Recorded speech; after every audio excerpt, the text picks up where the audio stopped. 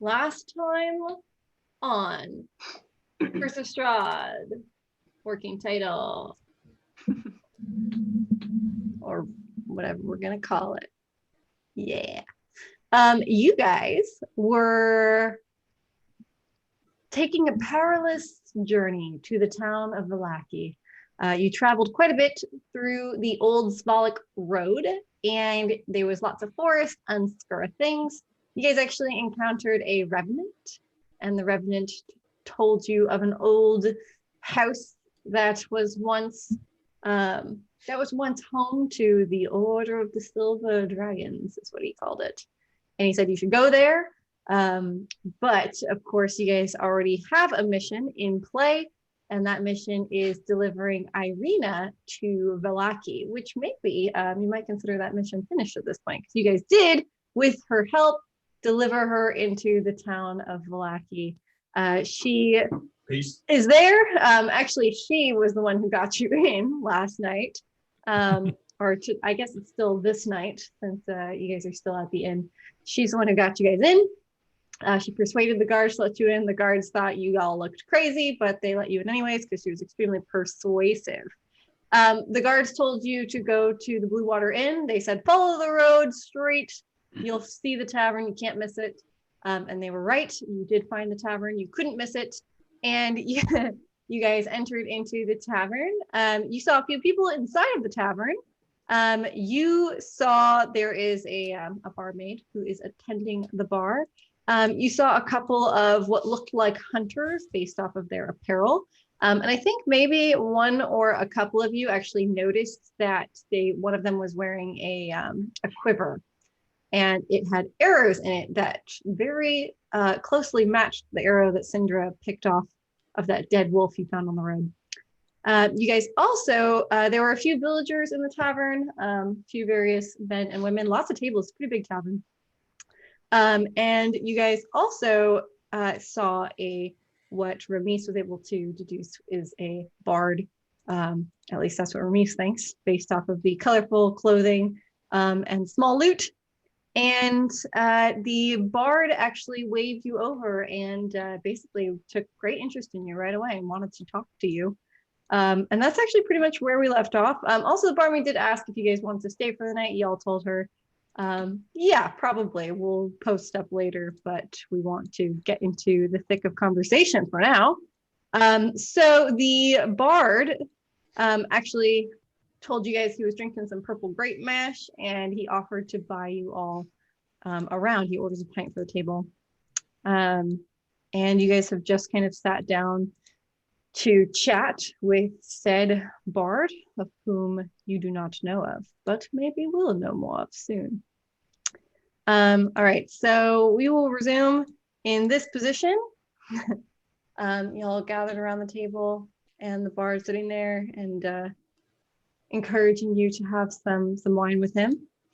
And as you guys continue to converse a little bit, Ismark suddenly stops mid-conversation, and he looks at you and he says, poems!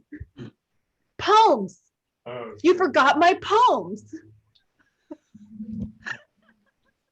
And he demands that both Syndra and Ramis provide him with a poem that he so well deserves.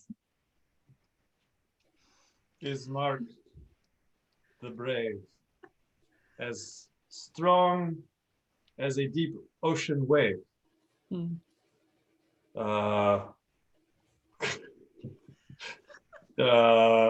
He is the current and is very beautiful.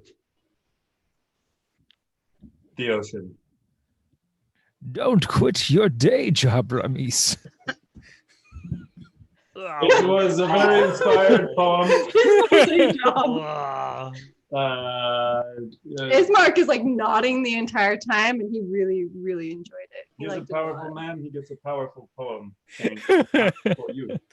Ismark looks at Ramis and he says, I have always thought of myself as the ocean, though I have never seen it.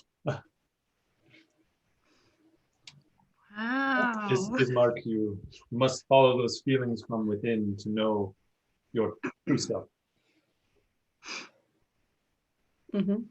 Yeah, he nods. And then he turns to Sindra. Right, that's gonna be a tough act to follow. But, I stayed up all night writing this, so I really hope that you enjoy it. Roses are red, violets are blue. You have good wrists for throwing rocks and are an adequate traveling companion. The end. Ramis, here. Cheers to Ismark side eyes Sindra. And he leans over to his sister Irene and he says, the bard's poem was much better. Oh man. I mean, he's a bard. That's his job. So, all right. But he thanks you anyways. He says, "Thank you for thinking of these words for me." You're welcome. You're so welcome. All right. And the other bard sitting at the table is like sitting there, eyebrows raised in wonderment. And was he in awe of my poem? No. But he is looking as if he is perplexed by what has just happened. But not that perplexed. He's just a little surprised, but this is, you can tell that that's not the most surprising thing that's happened to him even today. So the bard sitting at the inquires as to your names, and he's specifically talking to the folk that he can deem as adventurers, aka you four. And he says, what are your names? Where do you hail from?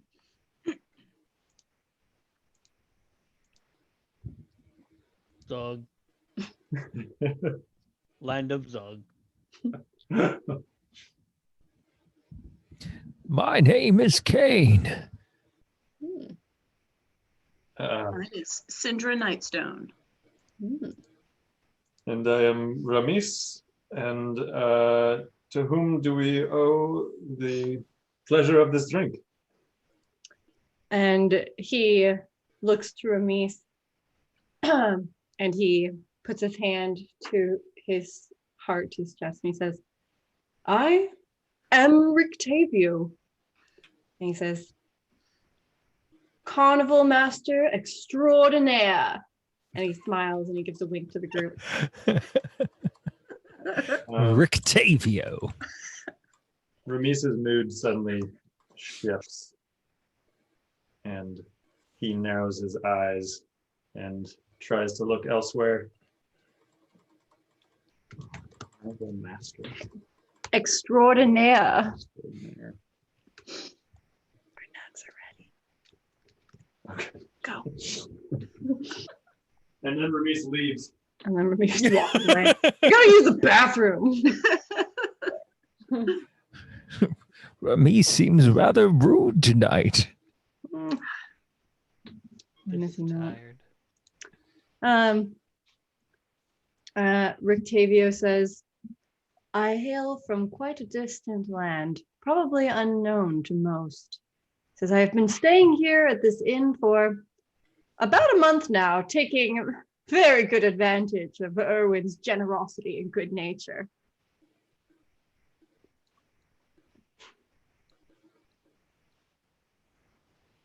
I think my cat's destroying the kitchen. I'll be right back.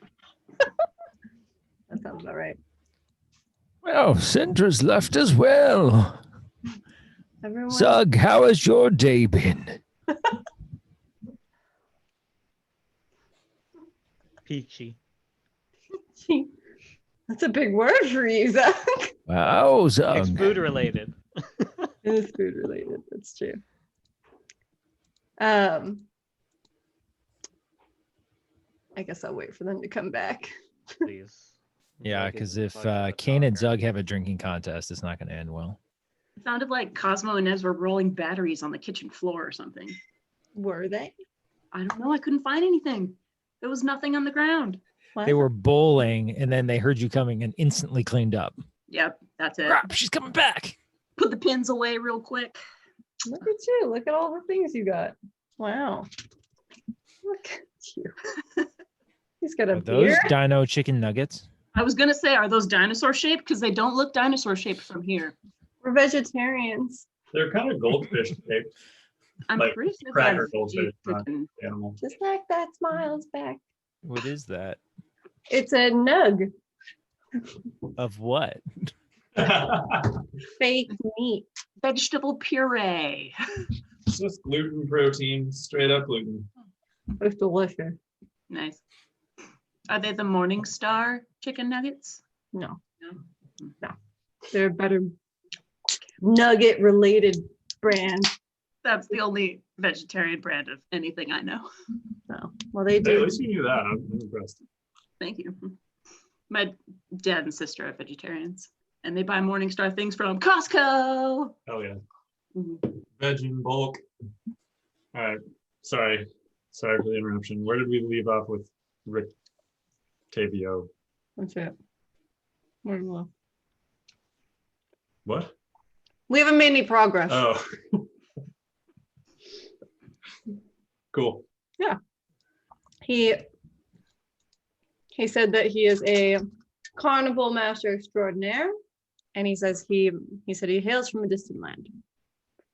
And I think you missed, he said that he's been staying at the inn for about a month, and he's taking advantage of Erwin's generosity and good nature.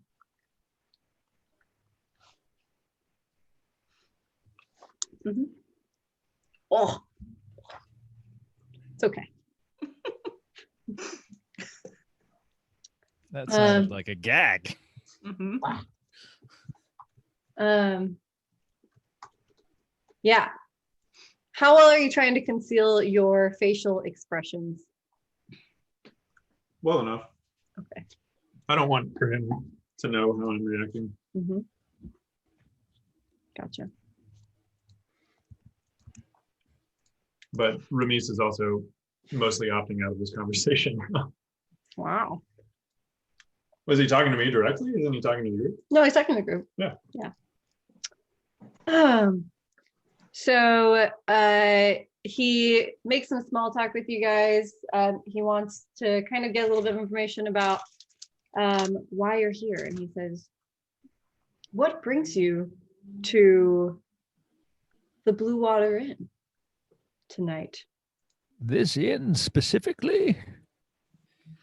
What is our seating arrangement? Is he kind of like at a far, who's next to him? Where's Ramis? Where's Ismark? However you guys decided to sit at the table, Ismark and Irina are sitting next to each other. It's a square table. And there's like benches around the square table. It's probably enough for 2 people per bench seat. Okay. Ramis will try to lean in to his seatmate. Maybe it's Syndra or Kane, probably. Sorry, Zug. And kind of like smile and look at the bar as though I'm noticing something up there and say, whisper, I do not trust this man. Who'd you whisper to? One of you two. I don't know who's sitting next to me. Kane, sure. You spoke first. And why would that be? Carnival master extraordinaire. That Sounds familiar to me. He winks at you. I was no master, and that is why I do not trust this man. His what was his name? Rictavius? Rictavio. Rictavio. Tavio. Rictavio. Rictavio. Do you Yeah. mind if I call you Rick? I prefer Rictavio. Well, you are about to be disappointed, Rick. We have come mostly of necessity to bring one of our traveling companions for safety reasons. However, we find ourselves here and interested in getting to know the townsfolk and perhaps what you do here for fun or for. Kane looks around a little bit. Survival. Octavio smirks and he says, whilst I do admit to having almost no musical talent, I do manage to entertain the locals with my stories of faraway adventures and faraway lands. He says, in terms of survival, well, really, I'm just a passerby. I don't plan on staying here indefinitely. For now, it is mostly a necessity for me to stay here and recuperate. Okay.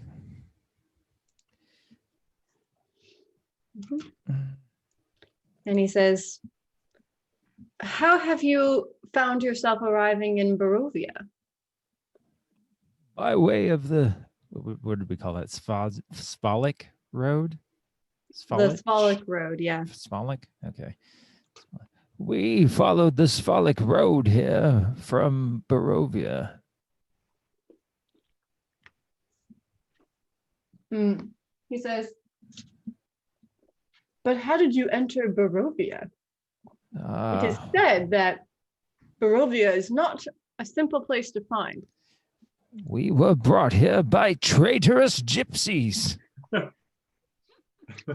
He nods at you and he says, I know of whom you speak, the Vistani.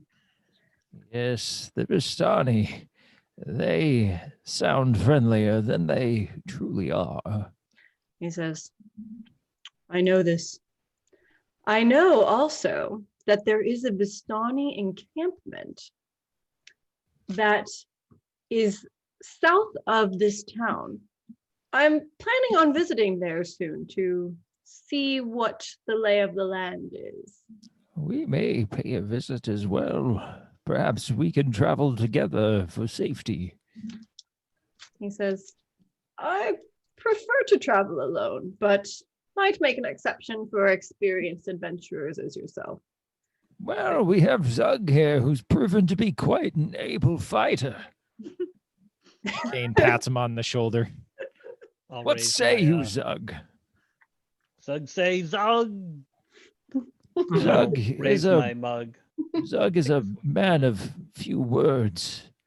Octavio says, I can see that. Remise, addressing Kane, asked, and what need do we have of seeking out more gypsies? Perhaps we can gain more intelligence on what their motives are. And Rictavio, what is your motive? Why are you visiting the Vistani? Octavio says, the Vistani in the camp to the southwest of town are not particularly friendly, and they're not welcome in Vallaki. I wonder if there is a way that peace could be made. Why don't you juggle for them? Remise believes juggling can solve anything. Octavio says, I'm not the most talented juggler. I don't think that would impress them. Octavio, you describe yourself as a bard, no? He says, I am a bard by nature, but some of my talents are lackluster. I do excel in telling stories to keep those who will listen entertained for a short while. Are stories the only metric by which you claim barddom? Says, well, I'm also a talented ringmaster, but those talents are more showmanship than anything else. Ringmaster, you say? Did you tame wild beasts? He says, I have been known to tame a beast here or there. And what kinds of beasts have you tamed? He leans in and he says in a lower voice, It's private. That's what you were about to say, no? Ooh. Like points to Rummy. He's like, what's with this guy? Octavio leans in. He says, I have happened to have had contact with a saber-toothed tiger. A saber-toothed tiger, you say? Does Kane know of any saber-toothed tigers in existence? No. Can Ramis perform a Interesting. deception check? You can attempt to, yes. Like in general, like about this factoid, but also like his general. I got a 15. You do not sense any deception. Do I with a 19? You do not sense any deception. So I believe about this saber-toothed tiger. All right, then. Oh. Interesting, Octavio. I have never heard of a saber-tooth in all my years. He says, there are many stories that I could tell you that you will never have heard of anything like that before. Can we hear one? Ramis is shaking his head to Sindra. Yeah. Oh. He says, I happen to have many short stories prepared. Perhaps you could regale us with a tale. No one can tell that Ramis is rolling his eyes because you can't see his eyes. Octavio says, have you heard of the one they call Strahd? Kane's You've heard eyes his name. narrow at the mention of Strahd. Doug's eyes glaze over at this. They Zug glazed is further? sleeping with his eyes open. Zug's wearing glasses that just have pictures of open eyes on them. Like Homer. Knowing Zug, he puts on glasses with his with eyes Eyes closed. closed. Oh my god. So he tells you, he stops and he leans in further and he says, Wolf, meeting a lamb astray from the fold, resolved not to lay violent hands on him, but to find some plea to justify to the lamb the wolf's right to eat him. He thus addressed him, Sirrah, last year you grossly insulted me. Indeed, bleated the lamb in a mournful tone and voice. I was not then born. Then the wolf said, you feeded my pasture. No, good sir, replied the lamb. I have not yet tasted grass. Again said the wolf, you drink from my well. And the lamb says, no, I have never yet drank water, for as yet my mother's milk is both food and drink to me. Upon which the wolf seized him and ate him up, saying, well, I won't remain supperless, even though you refute every one of my imputations. And he says,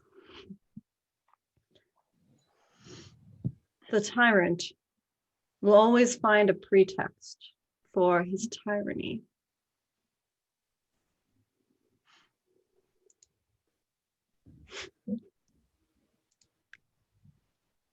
Have I confused you all? Or are we just deep in contemplation? I'm trying to relate it to something, but I don't know if it has significance. Does Kane have any intelligence check on that he could do to see if it garners any kind of value? Vermees just says, so Strahd is a beast, and he will kill what he kills. Octavio says, that is what is known. Mhm. And he turns and he faces Kane. And he says, you look awfully similar to a mage I once knew, to a wizard I once knew. You are the second person to mention this to me. Says, and I suppose it is not only me who sees it. I suppose not. He says, he used to be seen sulking along the north shore of Lake Zarovich. Lake Zarovich, you say? Correct. Lake Zarovich is the only lake that you've encountered so far, which is the lake that is above Blackey. We're at the South Shore, though. You Our are. little makeshift map. Does that So help? it looks like we're on the South Shore, yeah. You are on the South Shore. How large is the lake? It's pretty big. Quite Can you tall. see from one side to the other?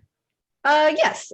So the other side of the lake, because you guys actually went up to the shore, the south shore of the lake on the western side, you can actually see the other side. It's like mountainous hills on the other side of the lake. Okay. Yeah. So it goes like up on the other side.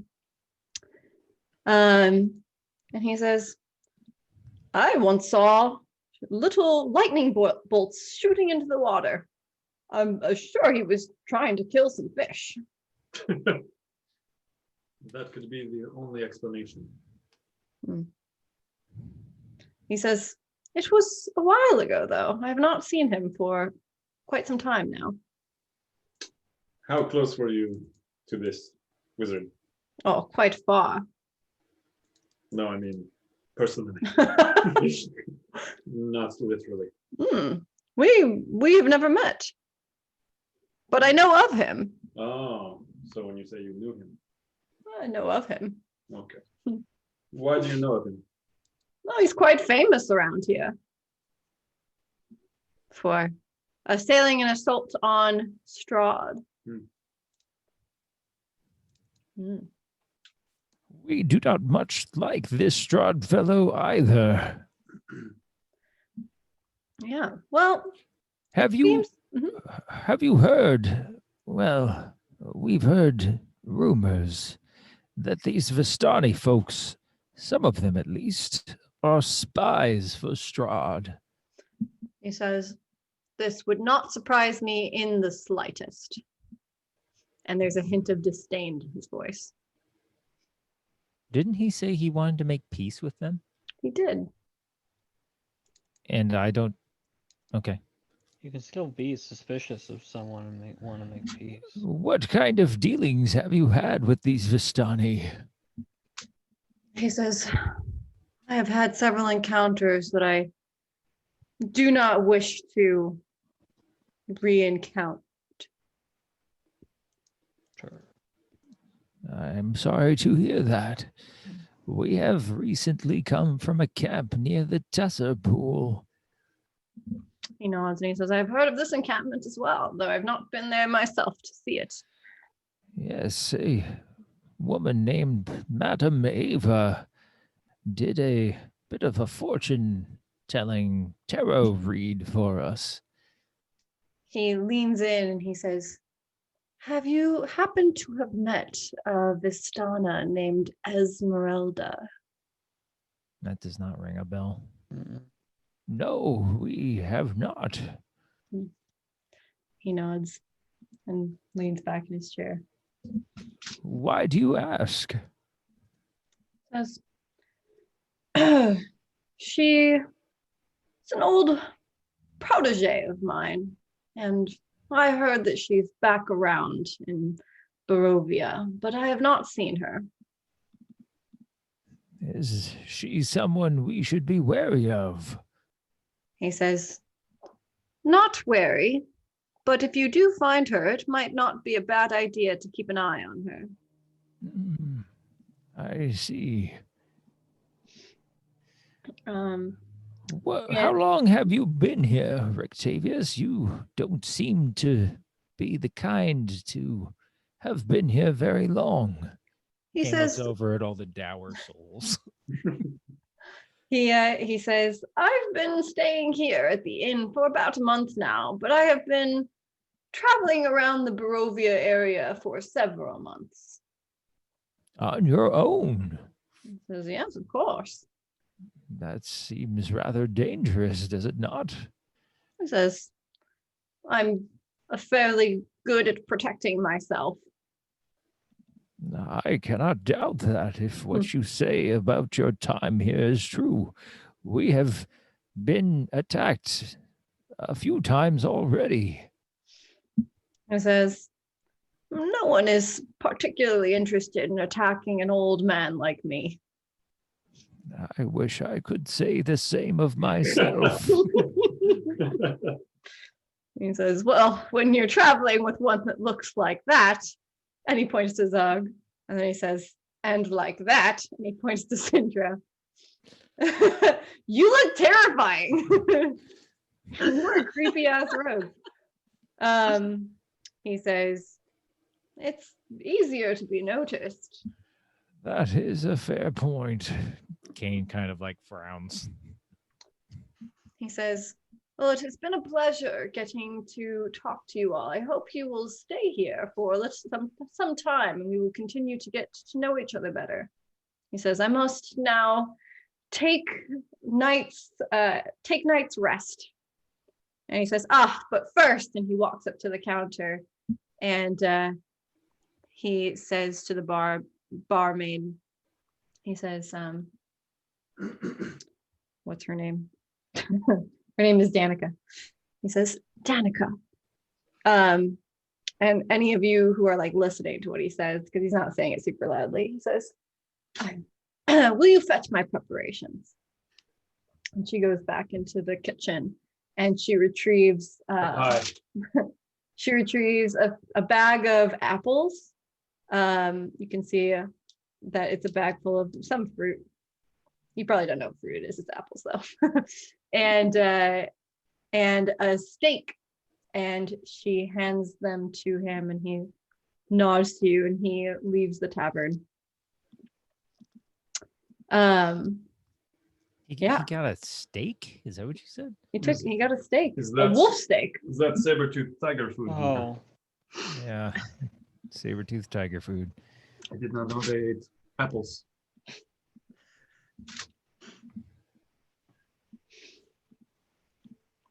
Okay. I don't know what to make of that, gentlemen. Ramis, you did not seem too pleased by his presence. No. Carnival master extraordinaire. I would never trust such a man. So there's no jealousy to be had. Should I be jealous, Kane? I don't know. Another bard regaling the tales of his past to the table? And what a tale. No, in my experience, if you must know, they are most untrustworthy, most unsavory people.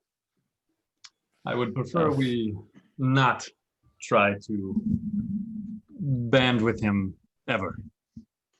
Well, strong feelings there, Ramis.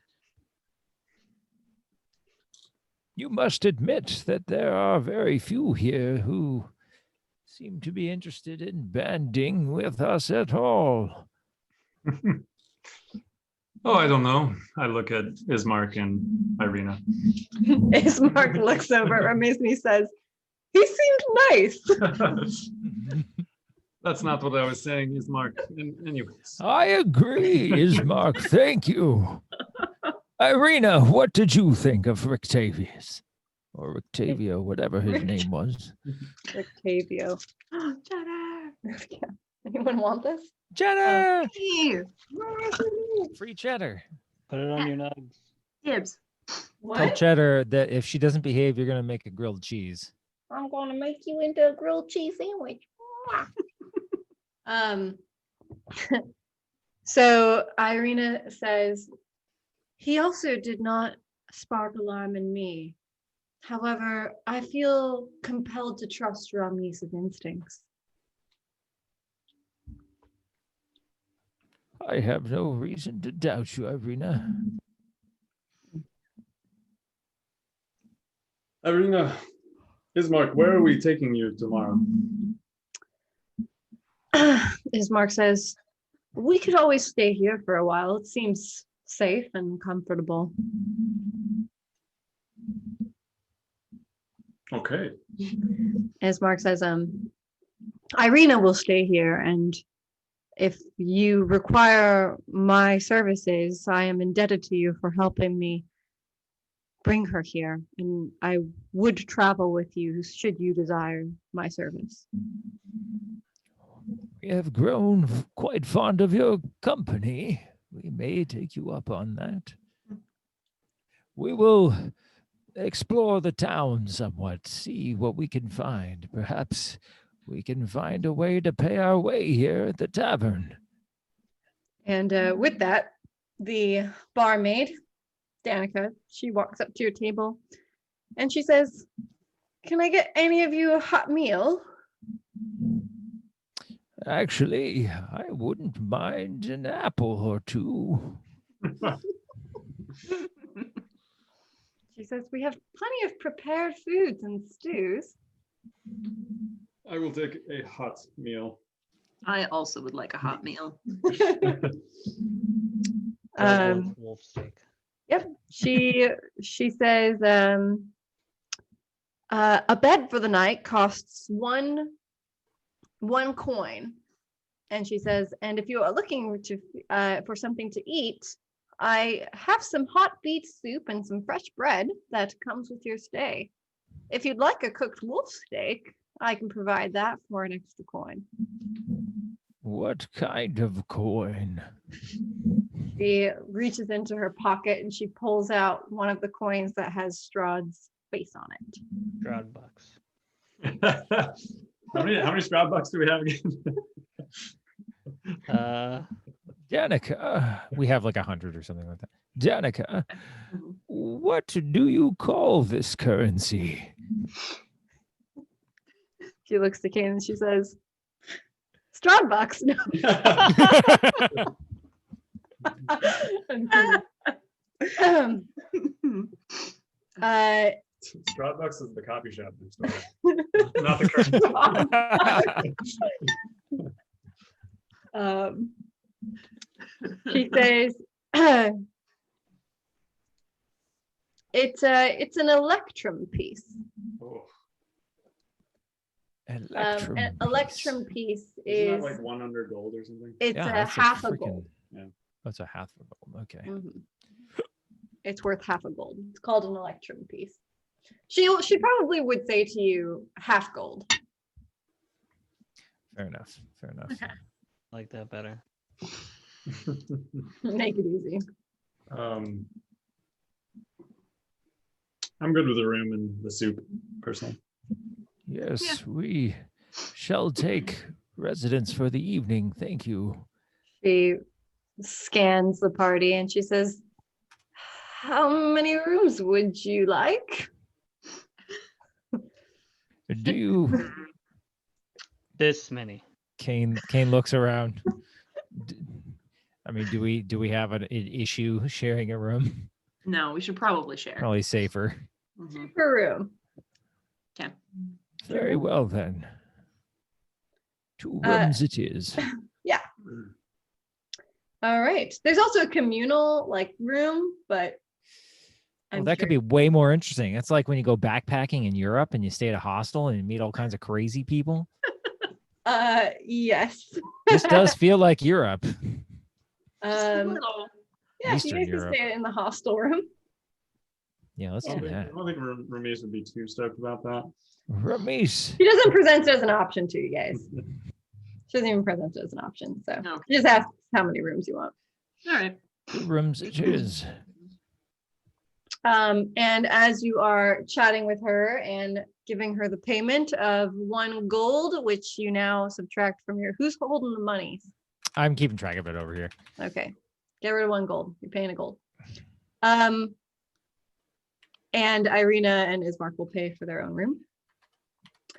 The They don't want to have a sleepover? no. Irina might.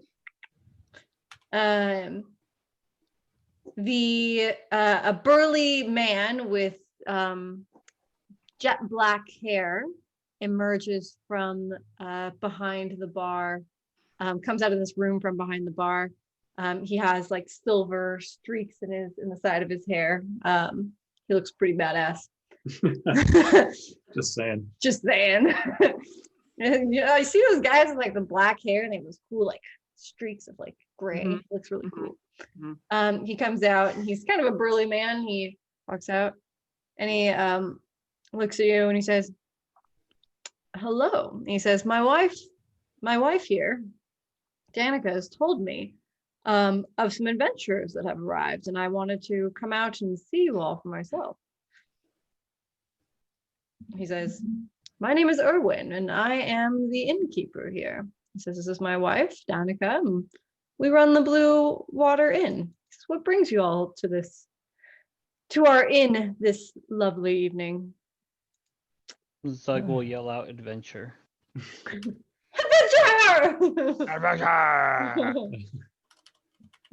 What Oh did my you say God. her name was? Danica. Yeah. He says, "You all look like a very capable lot." He says to you, Quest. Sorry. he As long leans as it in. involves murdering things. He leans in and he says, "The inn's wine supply is almost depleted, and the latest delivery from the Wizard of Wine's winery This is a disaster. is overdue." Wizard of Wines, you say? That's right, the Wizard of Wines. He says the vineyard and winery is a few miles west of here. If you just follow the old Svolok Road. He says, if you can figure out what's holding up the latest shipment, I would be happy to give you room and board for free. For It's how not long? a very good gold value. He says, for as long as you need to stay. Okay. We could consider this a base of operations, Zug. And he nudges him. We're still operating. We're investigating. 3 months later.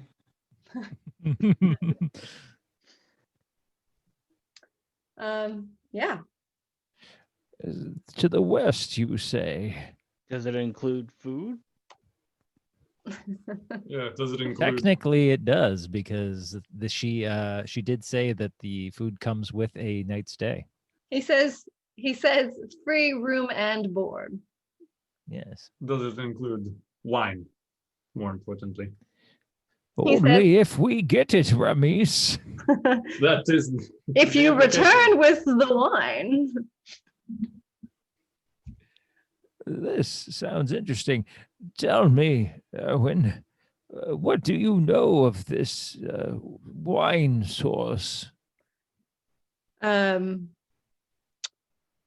He says, well, this is my supplier and has been my supplier for a very, very long time. I happen to know the owner, and he's a bit of a difficult man.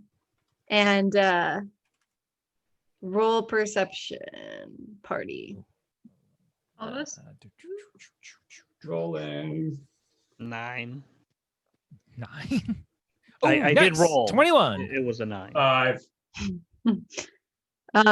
Kane, 27. 20. Ooh. I got a nat 20. Oh, Nice. Jesus Christ.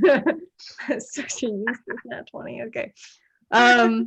Yeah, so Kane and Sindra are able to discern that he knows more than he's telling you. Mhm. It's difficult, you say. How so? He says, difficult in the negotiation sense, not in the violent sense. So not dangerous then. Not particularly dangerous. It sounds to me as though perhaps a business deal has gone south. He says, not quite. And he says, the owner is my father. Ah, Oh. do you not get along with your father anymore? He says, oh, I don't know that I could say we ever quite did. That is too bad. Child should always be able to trust in their parents. This man is like 50 something. Yeah, but as far as Kane's concerned, He's like a youngin. kid. The whippersnapper. Yeah, he says, well, business is business, and I need our wine. Very well. All right. Perhaps we could be convinced to take a walk here to the Wizard of Wines. You said it was west. Do you know how far west? He says, it's only a few miles. It's quite close. Ah, very well. That seems like a reasonable distance. Let me ask you one other question about this Wizard of Wines. Why have you had trouble negotiating? He says, like I said, my father can be a difficult man, but to be completely honest, I'm not sure what's going on at the Wizard of Wines these days. I haven't been out to visit for quite some time. And he points around to his half-filled tavern. He says, got a lot of cooking to do around here. Needs cooking round here.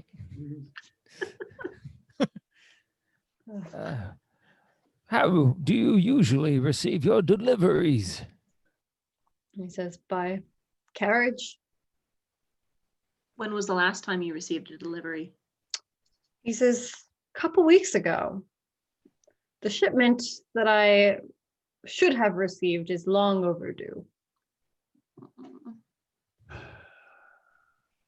And if it is only a few miles, have you simply not gone yourself because you dislike your father? He says, could be part of the reason. And then he points around again and he says, also lots of cooking to do around here. Yes, yes, of course. Yes, no doubt. And he's like, he's not being like Ismark dumb. He's being like intentionally like coy. Mm. You do not seem to actually have a lot of cooking to do round here. He does actually. He is the cook and he's cooking for everyone. So How much Mm. cooking does he appear to be doing? Is he covered in he like made oil your stains beef and stuff? soup that you're eating right now. He I made didn't. it. I ordered 2 apples, so My portion was too small. But he's not implying that the tavern is emptier than normal? Like he's not being sarcastic? No, he just is like repeating himself from what he just said a couple minutes ago. So he's like making a show of that. Okay. Perhaps it is rather late. Perhaps we can set out in the morning. He nods and he says, I hope you all enjoy your stay. And he turns around, heads back over to the kitchen. And then Danica brings you a key to several keys to several rooms. And they have little tags on them that say numbers. And she points to the staircase that leads to the balcony that's overhanging the bar. And she says, rooms are right upstairs. You can find your way.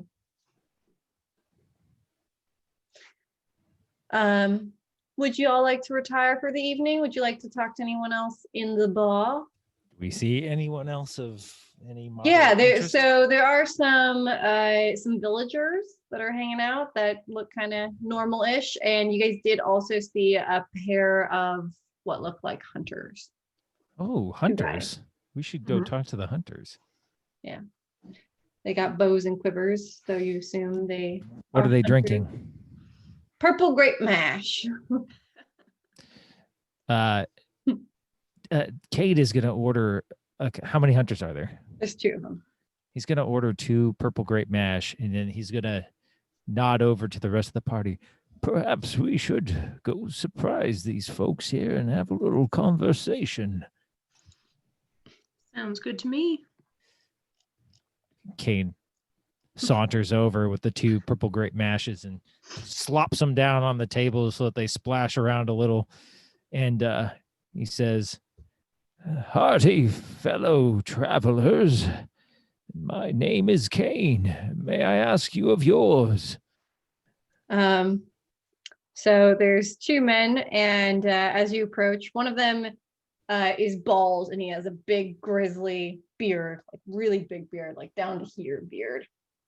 Big bushy beard. Big bushy beard, bald on top, kind of like the Neanderthal look. He's got overhanging eyebrows, and he looks real stern. Looks pretty weathered. He's carrying a bow slung over his back and a quiver, and in his quiver are the arrows that looked similar to the one that Sindra had plucked. And then there's a second guy, and he has lots of hair and no beard. The opposite. And he looks a little younger, very rugged looking, quite handsome.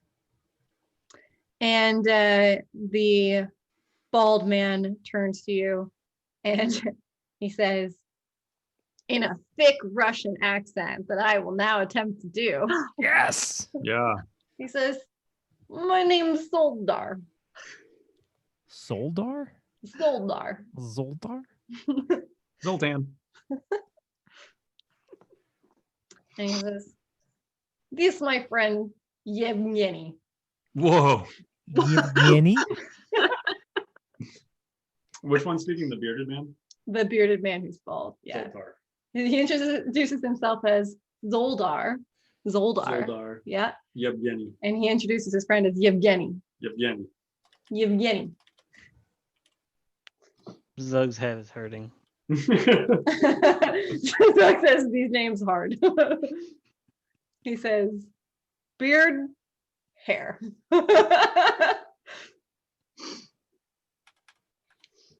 Yevgeny? Yevgeny. Yevgeny. Yevgeny. Yevgeny. Can you spell that? Yeah. I'm just spelling everything the way it sounds. Yevgeni. Okay, I was way off. Cool. You tried your best. I did, Daniel. He's a ruggedly handsome younger hunter. Yes.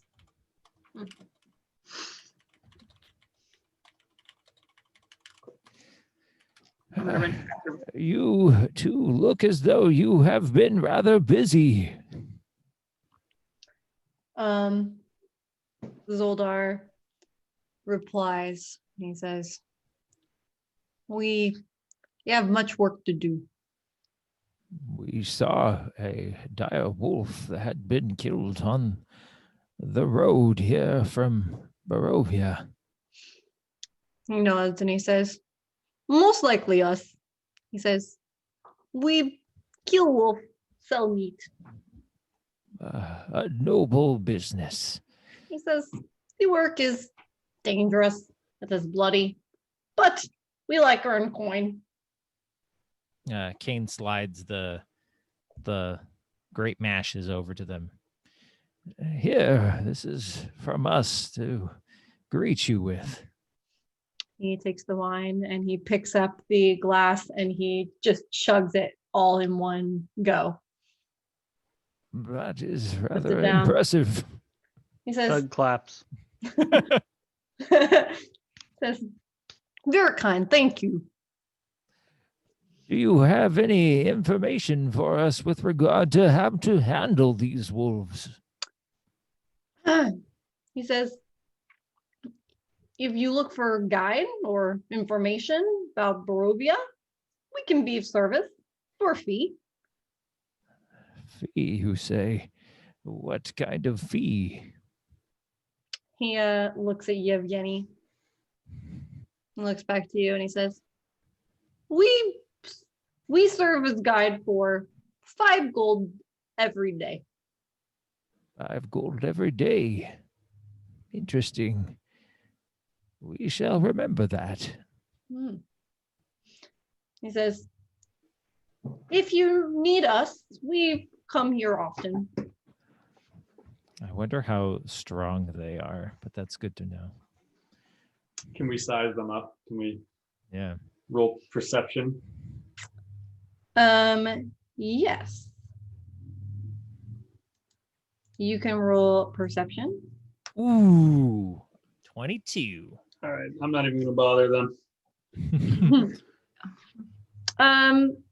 They definitely look like skilled hunters and skilled trackers. They don't look like they're particularly like they're a bit like burly, but not like that big, like no bigger than like Ramis. So really their skills are mostly like long range combat. They're not like tanks. Like Rangers. Damn it, They're scouts. we need more tanks. Yeah. Yeah, for sure. We need to find those we need to go to those undead knights who don't like Strahd. Yeah. Silver Yeah, Dragon or something like that. True that, the silver dragons. Mhm. Yeah, those dudes. Yeah, talk to those guys.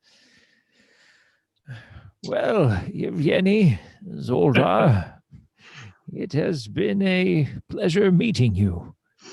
Yevgeny like raises his wine glass because he did not down his in one fell swoop. And he nods at you. He has not spoken a single word to you guys. But he like nods. Perhaps before we leave, you seem to be well traveled here. Do you know the surrounding area enough to perhaps provide us some geographical information? Zoldar says, free drink, free direction. I like your way of thinking there. He's willing to provide you directions for somewhere that you asked to go. Do we want to know where Argon Vosfolk is? Oh, there's a couple things, weren't there? Like, what was the mountain? The name of the mountain? Oh, I didn't write it Blanca down. Pass, I think is what you're thinking of. Yeah, I'm looking at my notes right now. Order of Silver Dragon, imagination, Strahd's most carefully guarded secret. I didn't write it down. Yeah, it was the area where the was from Madame Ava's reading. I don't remember a mountain. The mountain pass. There was a mountain pass that had a weapon or something there. So it was like notable that we needed to go there. It was like one of our quest pings from Madame Ava. I don't know why I didn't write it down. So I didn't actually write down anything about Madame Ava's. I wrote it all down. It was like, we have a mountains of gold coins. Maybe and that was we have it? a reference that was deep in the mountains, Deep in the mountains. Okay. So but I don't think we know which mountain. we didn't get a name of any kind of actual for some reason I'm remembering a mountain pass. Am I totally like bonkers, Danny? No, you're remembering a mountain pass correctly. There's a windy mountain pass that the hag mentioned to you. Oh, the hag mentioned. Okay. In my That's notes, right. I feel like I wrote this down wrong, but I wrote down the Slinky Pass. Solenka. Solenka. Oh yeah, Solenka Pass. I do have that note in the hag section. The Slinky Pass. I didn't write When anything I don't about the ask for hag down. spellings. Right. Solenka Pass. Temple of Forbidden Lord Oh yeah, in the yeah. Yeah. Okay. via Solenka Pass. Yes, have you heard of this Temple of Forbidden Lore via the Solenka Pass? Zoldar narrows his eyes and suddenly they look like haunted. And he says, we'll not go that far. That's fine. May not need to go that far, but do you happen to know where that is? He says, it is as far south as the Svalek Road will go. Very well then, thank you. He nods and he says, I think that's all. Godspeed to you. Okay.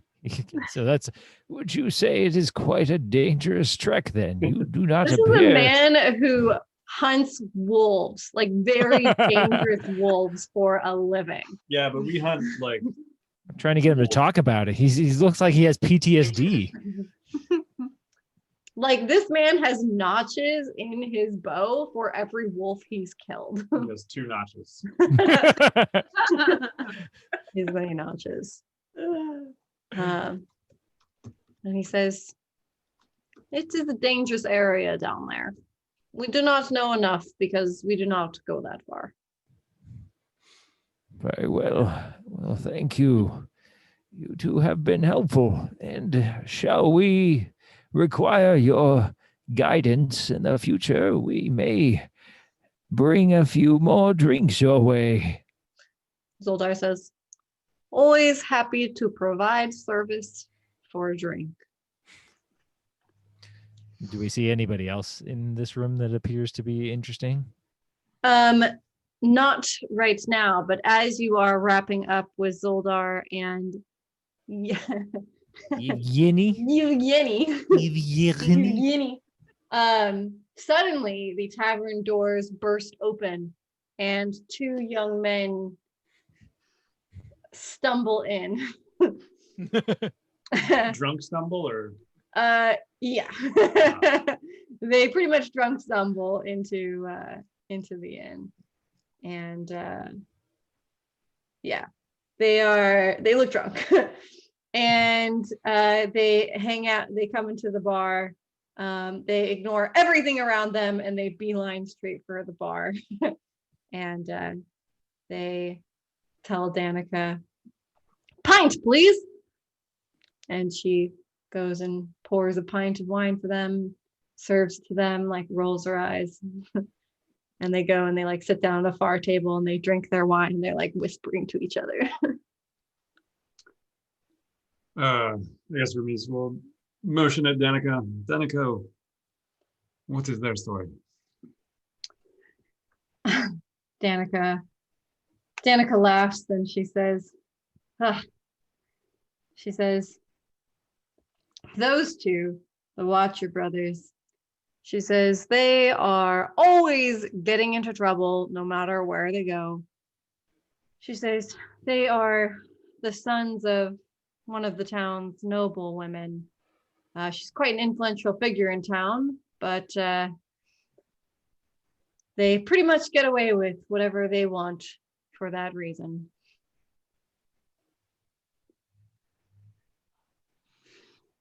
Okay. Seems like trouble to me. They made a lot of noise coming in. They were not like subtle, but as soon as they got their wine and went and sat down at their table, now they are quiet.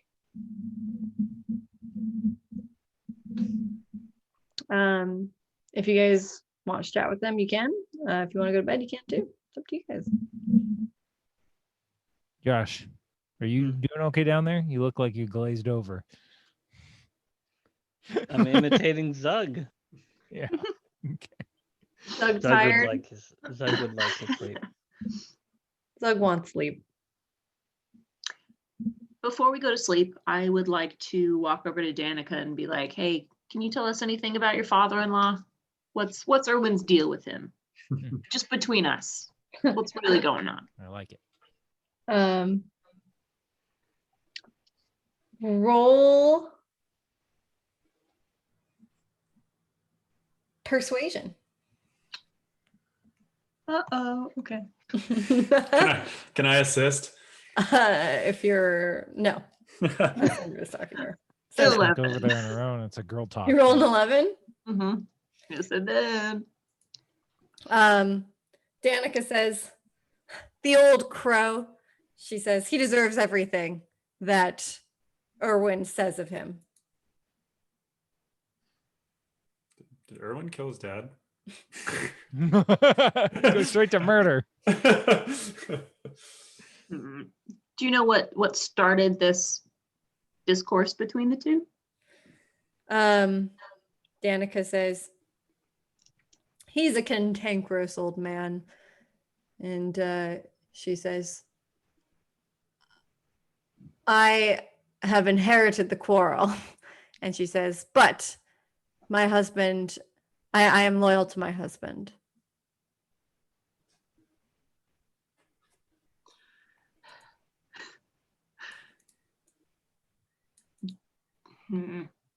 Can you give us any more information on what the quarrel is about or how it started? She says, it's not my information to tell. Ugh. Okay. And she says, Mm, don't worry. If you visit him, you will see what we mean. 'Cause again, he's not a dangerous man, but you know, he is quarrelsome. Okay. Is there any tips or advice you can give us for conversing with him? How to get onto his good side? You know, if we're trying to get this wine for you. She says,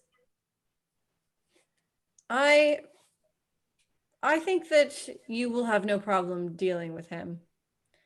She says, Erwin and I do not wish to deal with him, but we are related. So strangers and adventurers like yourselves should not have issue. Okay. All right. I guess we should retire. Peeps. Yeah, bedtime. Zug, you ready for bed? We can head upstairs. Pile in. All right. Our one room. All right. So you guys can head upstairs, and as you head upstairs, there's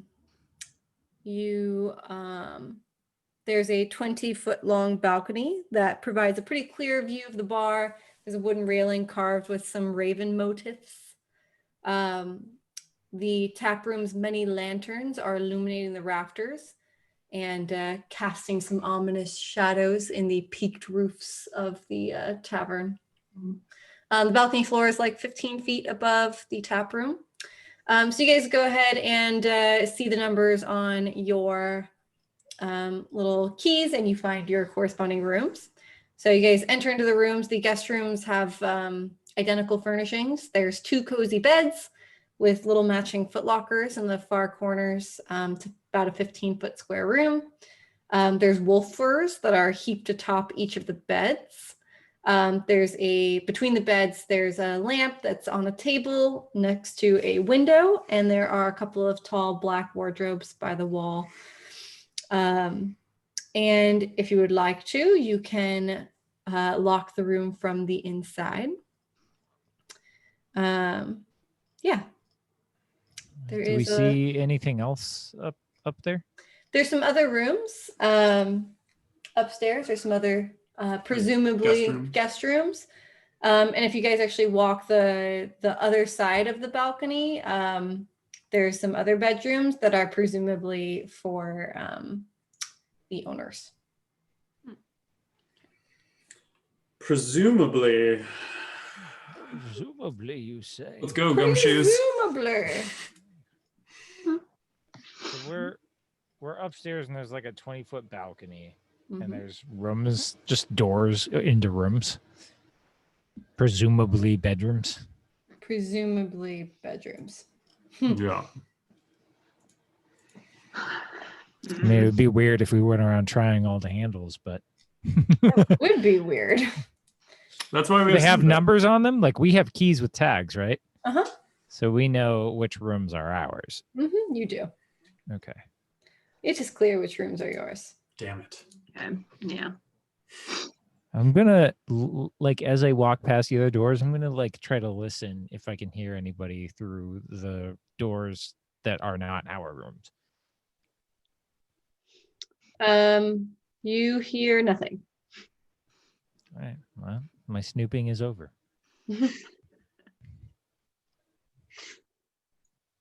I snooped, I saw, I snoozed. There you go. The triple S Zug method. All right, so you guys can head to bed for the evening. Irina and Ismark are gonna head off to sleep. Mhm. And everyone snoozes successfully. And you are. So, what are the sleeping arrangements? So, Ismark and Irina are in there. There's three guest bedrooms. Ismark and Irina are hanging out in one. And then, how did you guys divide the other two? I push the beds together and flop down on both of them at once, and wrap myself in the wool fur, and then promptly fall asleep before anyone has a chance to do anything. So, how are the three going to split up the remaining two beds? Kane mage hands the bed away so that they separate, and hopefully he falls in the No, the middle. bed is over 10 pounds. Yeah, but I'm sliding it. I'm not lifting it. Wait, but I have invisible servant who's stronger. There you go. You guys also have your bodies. I am a mage. But if it's invisible, You're yeah, lucky like, I Doug- lift my clothes Doug- on my body. Listen, I asked you who's sleeping in what room. We're working that out right now. I'll room with Zug. I'm used to roughing it in the woods. I can just sleep on the ground if I can't get the bed away from Zug. If you let him take both of those beds, you deserve your fate. Oh, you should mage hand the pillow fight right now. Just slap Doug. Just slowly suffocate him. Good night. Just mage hand his Forever. face like a face hugger. Oh man. All right. Well, I guess I'll try to. Can I try to like wiggle the bed out from under him? You can with a strength check. Do it. Give it a 25 try. plus. Let's see. What is? Please account for all the wine I drank tonight. So I can just shove him off the bed, maybe, if he's wine drunk. 13. No, unsuccessful. What? Damn. All right. Kane is gonna roll one. A strength check? Yes. Wait. At this moment, Ramis, seeing his friendly teammates going at great lengths to move Zug, he casts enhance ability on Kane's strength check to gain 2d6. Wait, bold strength, and you have advantage on your check now. Wait. What are you giving me? Enhance ability. What does that mean? I mean, You have got- advantage have on your advantage. You get to strength roll check. twice, Oh, I get to roll twice? and you Okay. take the higher roll. Okay, excellent. So the first one is never mind. It is a nat 20. Oh, yeah. Here, so that you If don't he moves think me, I I'm- gain an opportunity attack. fucking around. Can I just flip the bed over? Just like flip So it. Kane reaches underneath the bed and slides it abruptly out from underneath Doug and does roll a Constitution saving throw. I think I roll more of these than anything else.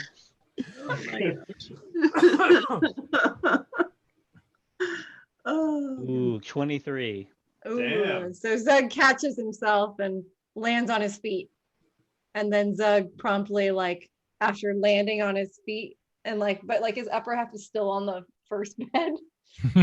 He just like hops up with his other 2 feet back onto the little bed and just wraps himself in the furs again and just bundles up. Aw. But you have successfully freed one of the beds. Oh, good. All right. There you are, Sindra. Don't mind Zug. He's just being Zug. Yeah. Okay, so Zindra and Zug are in one bedroom and Kane and Ramis are in the other. Great. So you guys go to sleep. Everyone sleeps soundly. And in the middle of the night, if any of you are light sleepers, which I feel like Sindra would be a light sleeper, Bet your butt I would be. you hear a chorus of like Cooing? Okay. cawing. Chorus Like of a bunch of ravens. a chorus of cawing. A cacophony of caws? A caw. Yeah. Choral cacophony. Yes. Of cawing from And crows. all you can assume is a murder of ravens is hanging out outside and it's growing. But just making noise as far as you can tell. Okay. So everyone sleeps okay throughout the night, except for Cinder's like, Sindra "Meh." with the murder of ravens. Throwing murder outside. That's fine. Just ravens. And in the morning, you get a knock on your door quite early. Both of you receive knocks. Both bedrooms receive knocks on the doors. Mhm. And then it like gets louder when you don't answer. Mhm. Yes. Who is it? Does it wake us up? Oh yeah, Oh, Is anybody like saying anything, or are we just hearing? just knocking. Someone's I'm knocking. yelling at the door. What? Kane knocks back on the door with Mage Hand. So if Remy steals back, what? Erwin says, I've got some pretty urgent news for y'all. Okay. Roomies hops up to the door with his pants off. Why is Remy always naked? Put some clothes on, Remy. No, he knocks on my door. You know what? Kane's gonna start doing that too. I open the door and blind the man. They call me the Golden for one reason only. I wait for Kane to join me at the door pantless. We're both naked. You both. I'm just like kind of like massaging Kane while we're at the Stay a while. You both just And watch. shirt nicking it. Oh my God. I would also open my door and be like, hey, what's up? What's the news? How's it hanging? And Erwin is standing there between two town guards. What? And- Town guards? Early Who- boys. He's who is? standing between Erwin, the innkeeper. He's standing Oh. between two town guards with their really long pikes. And Erwin says, these guards have some urgent business for you. And one of the guards says through his pulled down mask, he says, the burgomaster would like to see you. Hmm. Who is the burgomaster? The guard says, the town burgomaster? Yes, but what is their name? Yes. Excuse us. So we're not rude when we meet them. He says, our town burgomaster, Baron Vargas Valakovich. Do you know the nature of this summons? The guard says, the Baron has gotten news that some interesting adventurers have entered the town, and he likes to meet all of those of interest who pass through the town. Zog will be disappointed by this development. Just let Zog. I don't suppose we'll be fighting this burgomaster. The guards like pull their stakes closer. Steaks? Are they holding wolf Like steak? wolf steaks? They're holding like pikes, like big pikes. Oh, pikes. Okay. So they want us to go right now. Yes. Very well. well, let No me get some breakfast? clothing on at least. I'm okay like this. Yeah, put some pants on. All right, we follow the stupid pike boys. They lead you out of the tavern and into the town. And as we're exiting the tavern into the town, like, what is the expanse of Balaki? Is it like a pretty big city? Oh man, Soldar could have provided a map for you if you had only asked. Apparently, Zoldar hangs out at the tavern reasonably often. I feel as though if we want one, we can always go back and get one. He does hang out at the tavern pretty often. You can't see the end of Valaki, but you can see the main Svalak road actually runs all the way through the town. And the tavern is just off the main road. So you can see how far it kind of expands down in the east-west direction, but not too much in the north-south. And it's big. It's big-ish. It's bigger than Barovia. Okay, yeah. Is it like a bustling town? Are there people? There's some people, but it's not bustling. Okay. Yeah, you see some people. They look less harrowed than the people in Barovia, but still mildly harrowed. Mildly harrowed. Simply a mild herring. So they lead you down south, down a south road and down a little side road, and you arrive. It's quite a short walk. It's not too far at all. And you arrive at the burgomaster's mansion.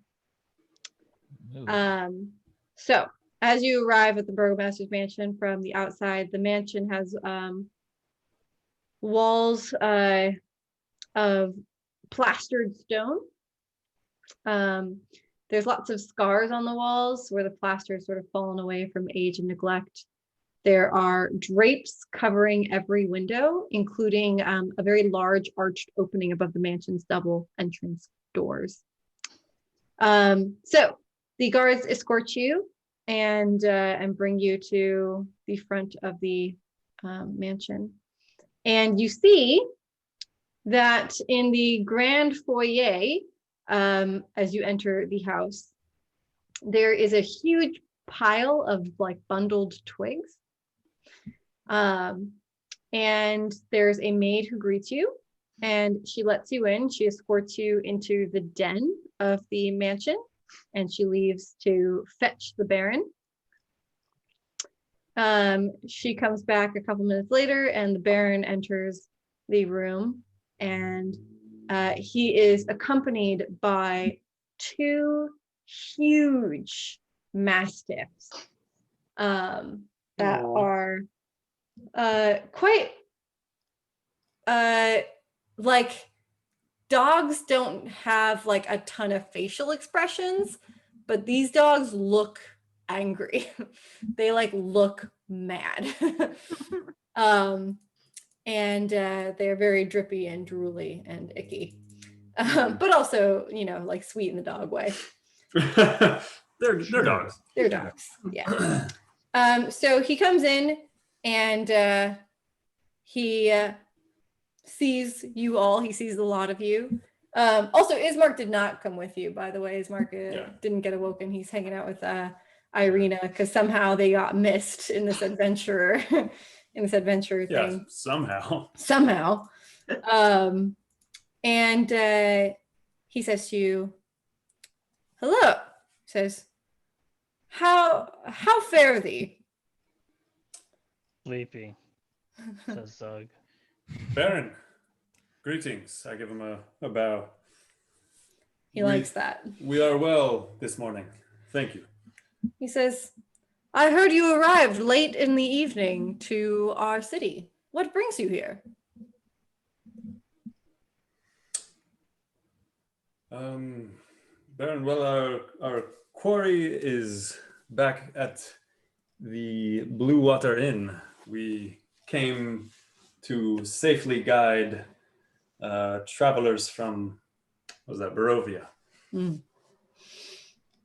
He says, He says, well, so long as you mean no harm and so long as you take good care and all will be well, I see no reason why you cannot reside here.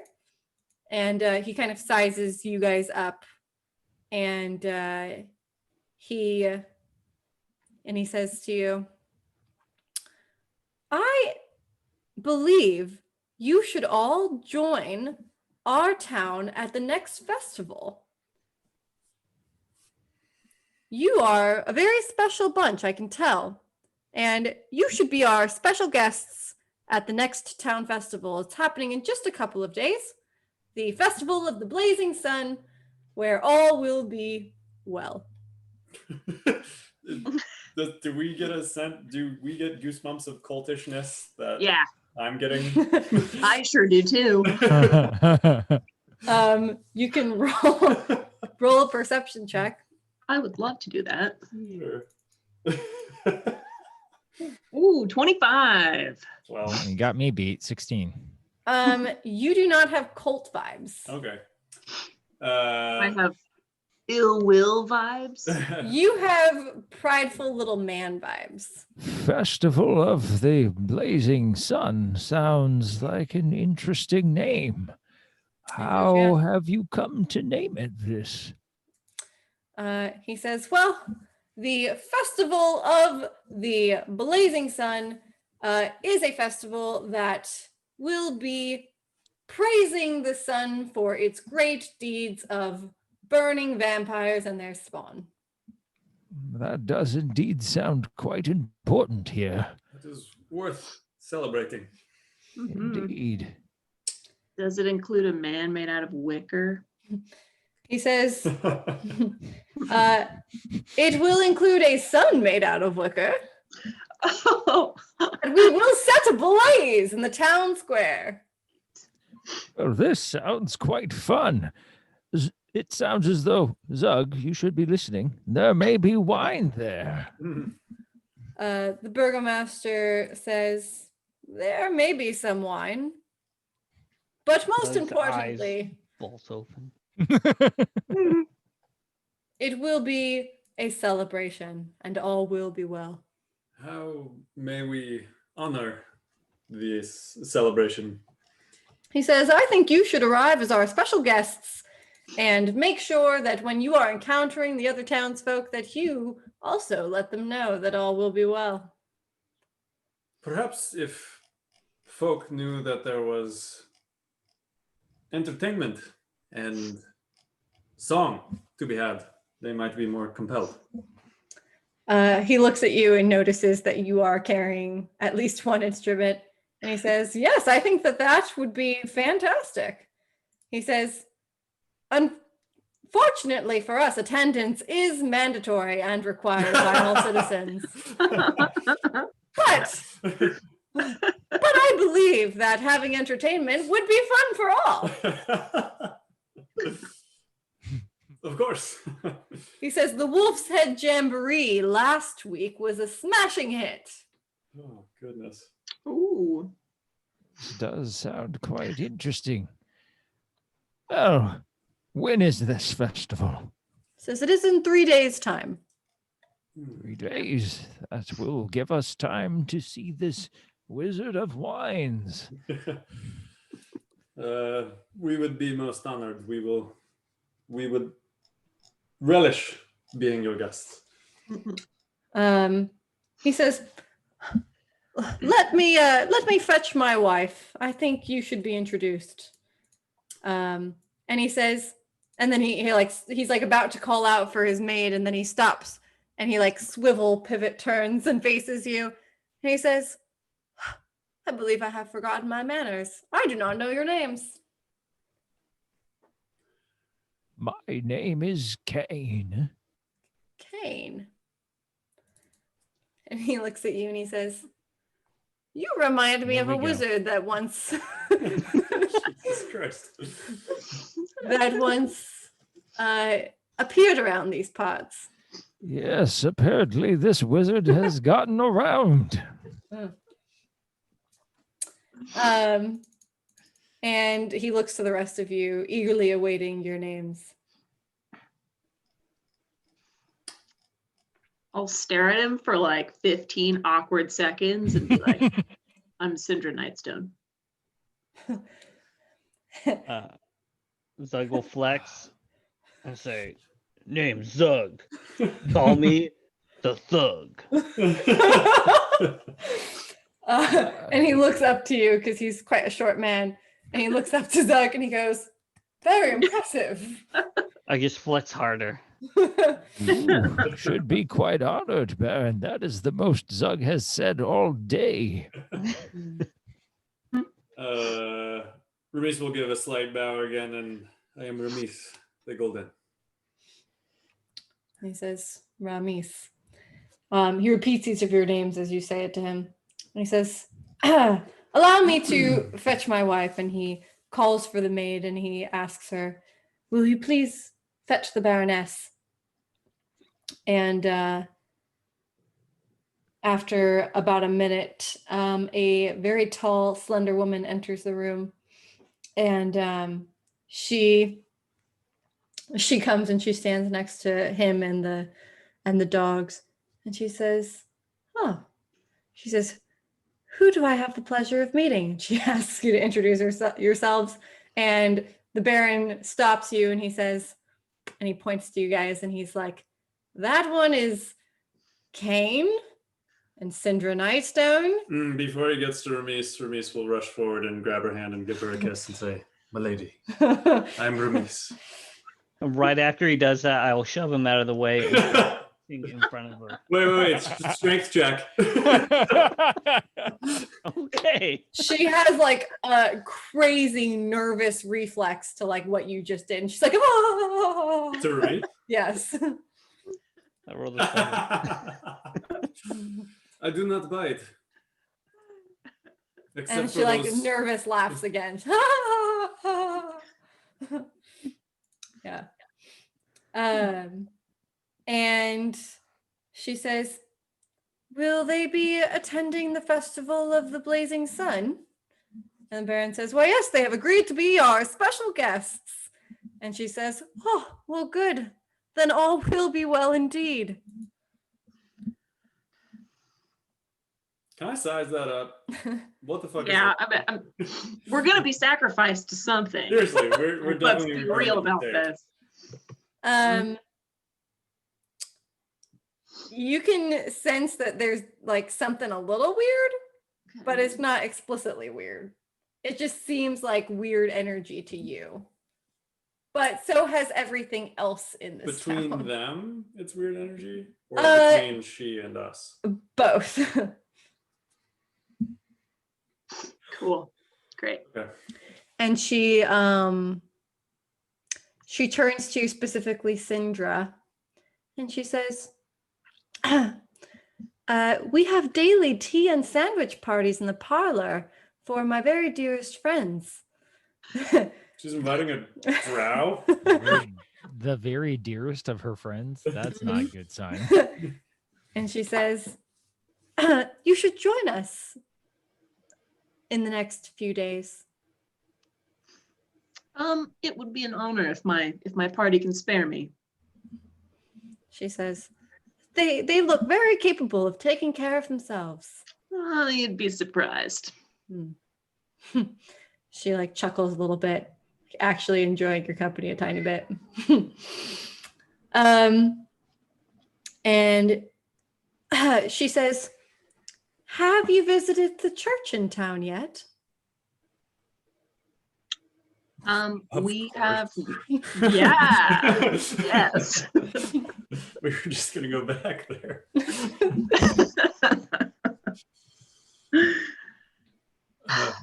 No. Is she asking specifically me or like the whole group? The whole group, yeah. Okay. She's kind of targeting the whole group. We only just arrived late last night. She says, "Well, our town has much to offer." And she says, "You should take a look around." She says, "I'd also be happy to offer you a tour of our house if you would like one." It's like a huge mansion. It's pretty big. Cool. That sounds quite interesting. And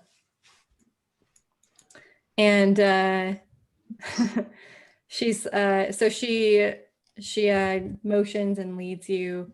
She's like wearing kind of like a long flowy cape dress, and when she walks it almost looks like she's floating. Oh wow. Mhm. She seems nice enough. Am I getting weird vibes from her, or does she seem like a perfectly nice person? She seems very nice on the surface, but you're getting weird vibes for sure. You get weird vibes from both of them. Like there's just something a bit off and you can sense it. It's like they're not like it's pretty obvious that there's something like kind of weird. Like it's not super normal. It feels like this is a good reference for probably just McKenna. It's like Homelander. Like where it's like that. Ooh. Oh, I know Homelander. Okay. That's from The Boys. right. Yeah. So it's yeah. like almost Whereas, making like, this a thin charm- veil. Yeah, a thin veil of charmingness that's like Steaming evil underneath. Yeah, pure evil. not God. that part necessarily. Creepy but I'm pure talking evil. specifically about how there's like a front that all the words sound good, but the way that It's they're like an coming out unsettling feels unsettling. charm. Yeah. Yeah. Oh, Okay. I don't like that. Okay. Yeah. Okay. Yes. It's a good reference. Sorry, Josh, if you haven't seen The Boys. I've watched many YouTube clips. I know. Okay. Cool. You should watch it. You should. We're about to watch the season finale. Maybe tonight. Oh, Maybe. The first season? Yeah. Yeah. I finished it like a month ago. I'm excited for the next season. wait. Has anyone watched both seasons? Mm-mm. Hey, We just started. Not Even the that long cat's ago. mad. Gosh. How have you Jeez. not caught up on that shit yet? Ugh, Also, gosh. just for reference, McKenna, my favorite character by like a landslide is Frenchie. Oh yeah. Frenchie's I amazing. love Frenchie. Frenchie's so great. I love Frenchie. Frenchie's Get my it. dude. Josh is my favorite character.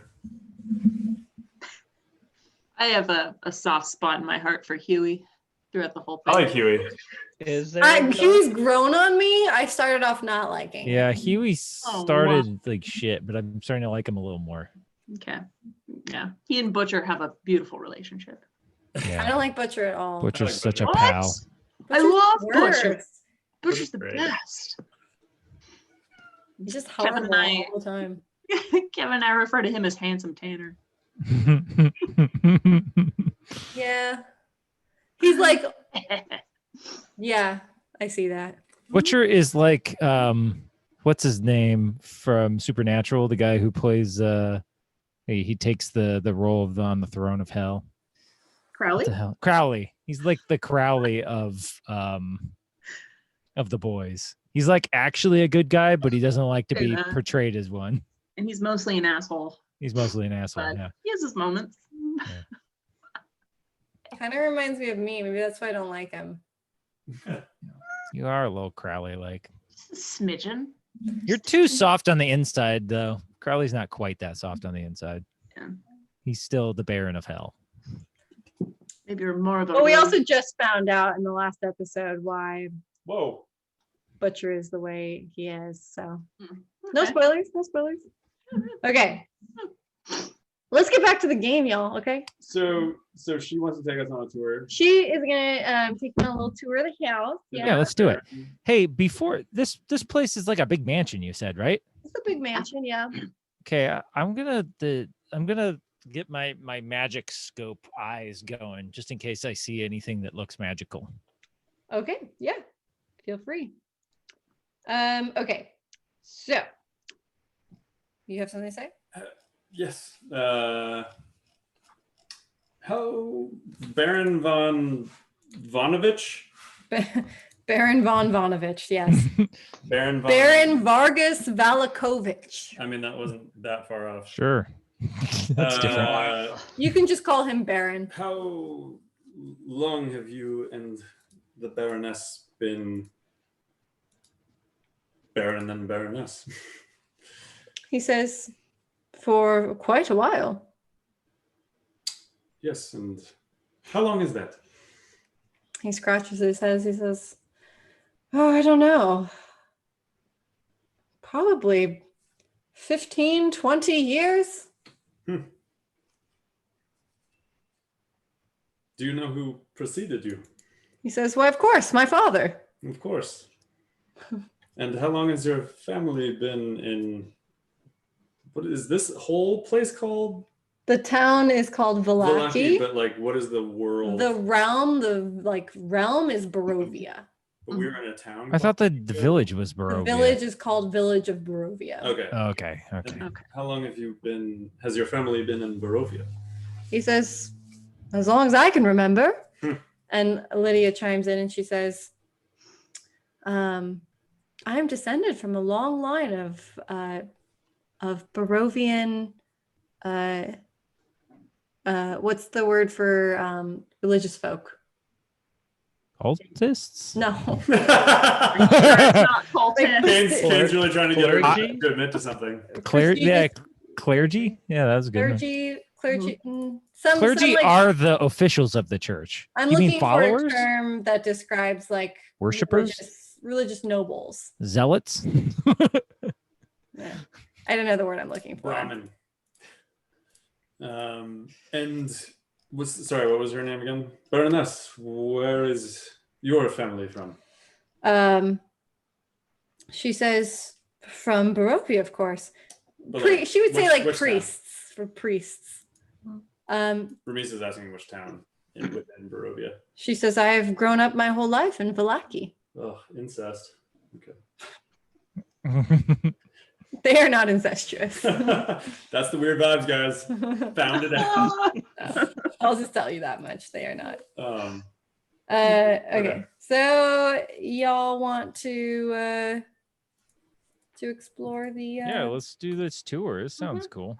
the house. All right. So she is going to give you a tour of the house, and we'll go through, I guess, some of the areas. So there's a big parlor that you guys came in that's in the front with all those twigs, in the grand foyer area. There are stairs that climb to the upstairs gallery. There's in the grand foyer where all the twigs are, there's some framed portraits. There's a long carpeted hall attached to the foyer that stretches almost the length of the mansion and has several doors that lead away from it, including one at the far end. There's, again, lots of twigs heaped up in this room as we get ready for the Festival of the Blazing Sun. The parlor contains a fine array of furnishings and draperies. And she opens up the room, and she turns again to Sindra and she says, this is where I entertain guests for our tea parties. And it's like a little room with a side console and a big table, a long table in the middle with lots of leather-backed chairs around it. Nothing, and very fine-looking silver on the tables. She then takes you to some of the other rooms. So she leads you into the preparation room that's attached to the parlor area. There's some sheets covering some plain wooden tables, a bunch of polished silverware in that room, some wicker baskets with some turnips and beets. And she says, this is our preparation room where we prepare all of the goods for our tea parties. Again, like kind of like veiled a little bit. Could I do like a perception check on the room, or like stealthily investigate it to see if I can pick up on anything shifty that they're like putting into the food or the tea? Yes, but I mean, you're with her, so she's gonna see if you like sneak around. She's right there. All right. Do I notice anything just by glancing around? So looking around at the room, nothing seems out of sorts. It looks like just like a room with some tables that they prepare food in. Yeah, doesn't look shifty to you. Okay. She takes you into another room, which is the den. And there's some padded chairs and couches in the carpeted den. The room really reeks of pipe smoke, and mounted on the east wall is the head of a very angry looking brown bear. It's quite terrifying, actually. And she points to the bear head on the wall, and she says, the burgomaster's father killed this bear. And she like looks to you like to be impressed. She like looks over at you. Kane does like a little happy clap. Like, yeah. oh, quite good, yes. That's amazing. Quite the hunter. She moves past one of the doors and just like walks right past it, a closed door, and doesn't open it. And what about that room? She says, those are the servants' quarters. She says, we don't need to visit that. And then she continues on to the end, the last room in the downstairs area, because you're like walking along this long hall that spans the length of the house. And she opens it up, and it's a kitchen. And there's a cook wearing a white apron over a black smock. And he's busying himself in the kitchen. And there is a staircase in one corner that climbs to the upper floor that is in the kitchen. So she heads over to that area to the kitchen, to the staircase in the kitchen. And she invites you to follow her. And you guys go upstairs and follow her. And she, the stairs climb like a 10-foot wide gallery, and it stretches.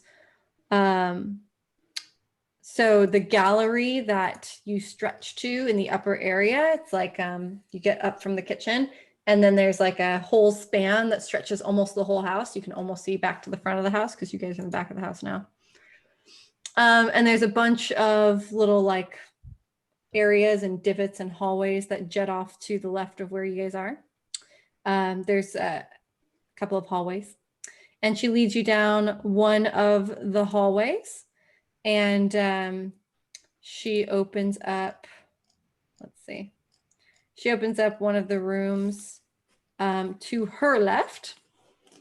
And in the room, if I can find the right darn room, there you go. This one's a bathroom, and you see a big iron tub. There's some neatly folded towels that are near the door. She says, "This is our bathroom." She probably wouldn't have shown you that, and I just happened to have her open it. She moves on to another room in the same hallway, and she opens up the door, and you look inside, and the room smells of powder and fine perfume. There is a vanity with a mirror standing against one wall next to a faceless wooden mannequin that's wearing a white bridal gown. And mounted on another wall is a full-length mirror with a gilded frame. And there's a door in one corner that you don't know where it leads, but there's a little door in the room. And Wait, did you see a white gown? Was it Yeah. like a wedding dress? yes, it is a white bridal gown. Can I And jump in and be like, Baroness, that's a very intricate gown. What is that going to be for the celebration in a few days? What's the... she walks into the room and stands and faces the gown, and she looks at it, and like something about her demeanor shifts. Does the And gown look magical? no, the gown Okay. doesn't look magical. But she stands in front of the gown and she looks at it, and she softly exclaims, "This was my gown, and having it here and looking at it reminds me of happier times." And Kane immediately in the room, while casting Detect Magic, sees that the gilded mirror that is on the wall, the full-length mirror on the other wall, is radiating an aura of magic.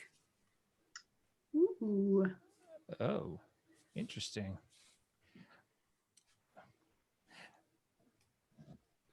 Baroness, Kane speaks up.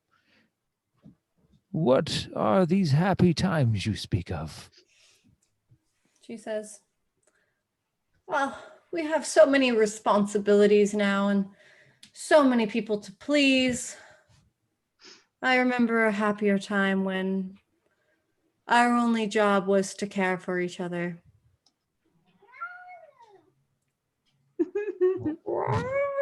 Is that Ace? No, that was my tummy. Oh, Oh, he's so handsome. as usual, complaining. Oh about wait, did dinner. you feed him at 8:30? No, he hasn't been fed. He's Oh my past it. gosh. He's accurately upset then. Yes. For once. When you say Sorry, what did she say? So back when things were simpler or something like Yeah. that? Mm-hmm. when is this time you speak of? She says, maybe 20 years ago. So they're old. 20 years. Yeah. They're like in their 50s. Yeah. I guess they're not that old. That's not that old. I mean, old compared to everyone but Kane. And Rictavio. Rictavio's old, by the way. He's Do not we in our were party. what was the time what was the original date that we remember being told Strahd kind of took over this area? You were not told that. We were told something about there being like an initial attack, like an attack on like his castle though, right? Yeah, wasn't it Like when we the were in mage was house? there that they keep talking about. You're talking about the attack on. Well, that must have been pretty Raven? recently. That was like 1 year ago. Yeah, Oh, that was recent then. Yeah. yeah. Okay. But like Strahd himself, like I feel like in the Death House we learned about like his dad and when that might have been. Yeah, I guess when she said 20 years, I'm thinking to myself, is that before Strahd kind of became the overlord of Barovia? No. Because Strahd the vampire. Right. Yeah, he's obviously been around for a while. Why were things better? You folks seem to be quite determined that the vampires are indeed evil, but has Strahd not been the overlord of Barovia for much longer than that? She says, he has been for my entire life and my mother's life and her mother's life. She says, So- but it was not always our responsibility to keep everyone in this town happy and to rid them of their fears. Ah, I see. You've been burdened with the responsibility of the town. And she like quickly snaps out of it. And she says, 'tis not a burden. rid them of their fears, as in keep them safe. She says, well, of course we want to keep them safe. That is why the walls of Valaki are fortified. This is the safest place in all of Barovia. Do I detect any bullshit? Oh yeah, You she's just detect the pure veil bullshit. is back up. She's like at wit's end. She's just holding it together with a veil of fakeness. You gonna check out that mirror, Kane? I feel like I don't know. Like, do I do that now? Just go look at yourself in it and be like, oh, Yeah. Yeah. Okay. I'll go take a See if- look at the mirror. See if you can look at her through the mirror. Madam, this fucking is vampire. a beautiful mirror. Can you tell me where you got it? She says, this mirror has been in my family for generations. So it is quite old. Do I notice anything about it other than the fact that it's quote unquote magical? Like, do I know what kind of magic it is? or- If you study the mirror for a little bit with detect magic on, you detect that there's an aura of conjuration magic.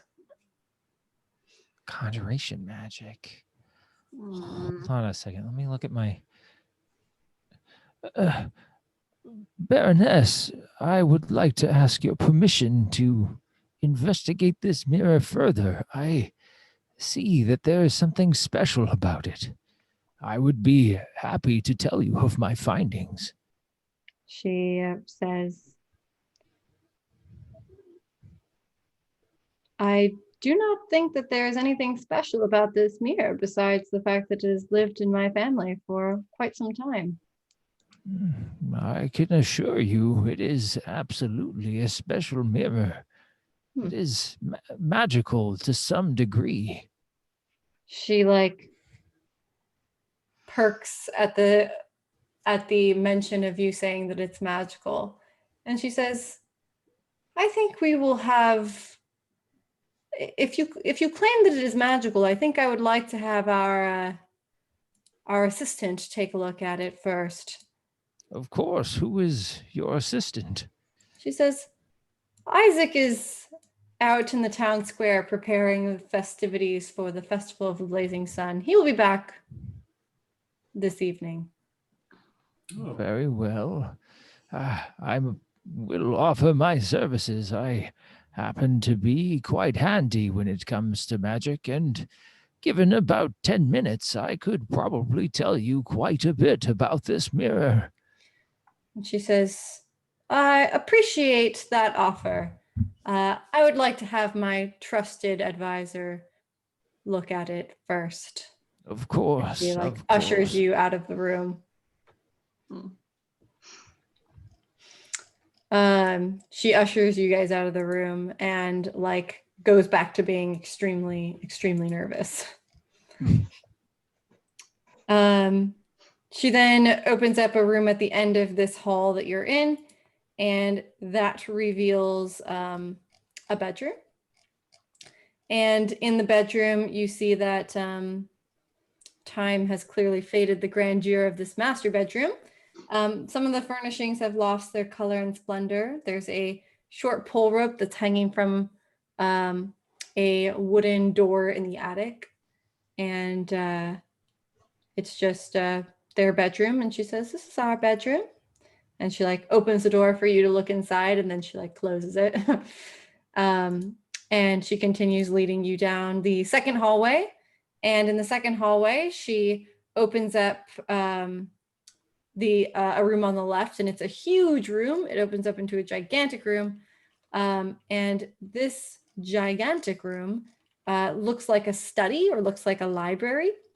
There are floor to ceiling shelves that line every wall of the room. And the room is actually like in the middle of the house, so it's windowless. So it's super dark when you enter until she like lights a little oil lamp on the wall. And there's lots of books hanging out. There's a brass oil lamp on on a desk in the center of the room. There's just a big desk sitting in the center of the room with a chair behind it. And on the chair, you can make out that there's a symbol of a roaring bear stitched into the back cushion of the chair. And you see a couple of dog beds flanking the desk. And the Baroness says, my husband spends much time here when he can. She says he loves to study.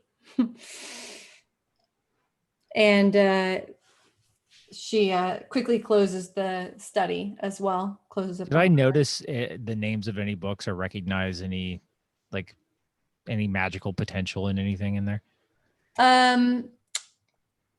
You do not notice anything magical in that room, no. Okay. Nope. And you guys continue on, and she opens up a room on the right, and it's a small room. It's a bedroom. There's a bed in the middle. The room it has a canopied bed. There's a bookshelf. There's a full-length mirror in a wooden frame across the door on the wall. And nothing here seems unusual. And she says, this is our son's bedroom. And she like looks down at the floor. Then she looks back up and she closes the door and she says, okay, let's keep going. Was she sad?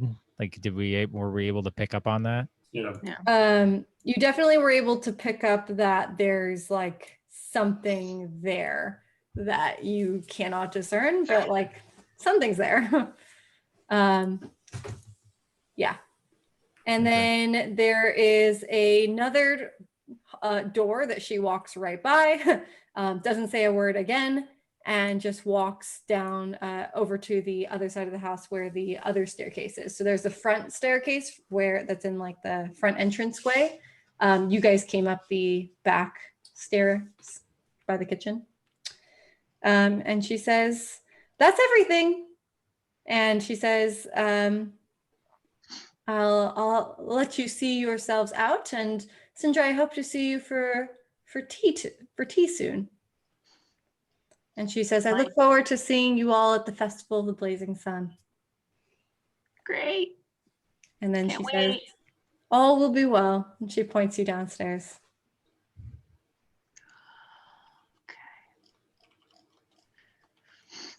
And for pretty much all of you, you saw all sorts of stuff, like doors, things that she just didn't open, didn't show you. And it's not obvious whether she didn't show you a lot of things because she didn't think that they were important or because she was trying to hide something. Mhm. But there were definitely things that, yeah, that she did not show you. And it feels intentional. Okay. We should break in at night. Well, good thing Syndra's coming back. It's true. What if I Cinder's brought? bringing me. Yeah. What if I bring Kane and I'm like, oh, we thought it would be a great opportunity. Hopefully Isaac's back. Or we could just cast invisibility and sneak in. Or Okay. that. Yeah. Or that. And so as you guys are heading out of the house and leaving the main area, you are walking away from the mansion and you see a man coming towards the mansion, and he I want to find like the proper description and not like my botched description. Mhm. Okay.